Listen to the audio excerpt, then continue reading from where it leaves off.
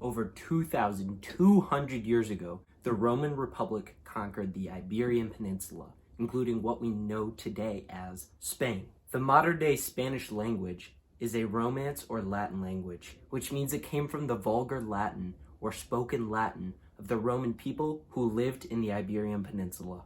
About 200 years later, in the 1st century AD, the Roman Empire conquered the area we know today as England.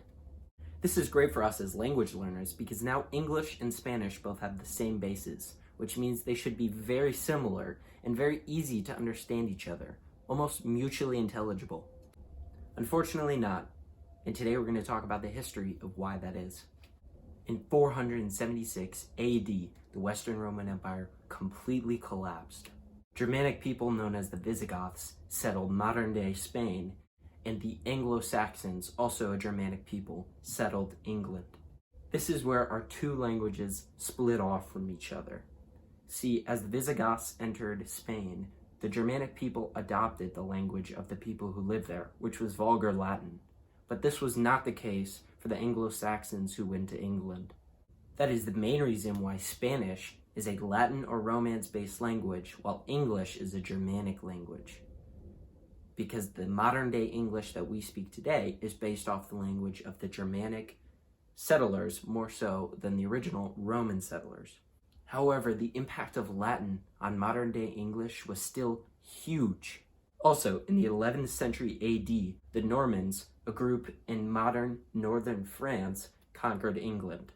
As many of you may know, France is also a country that speaks Romance languages. So the Norman invaders who came to England brought their Romance languages with them. The influence of the Romance language of Old French, Old Norman, along with the influence of Latin and English, have left a tremendous impact on the vocabulary of English.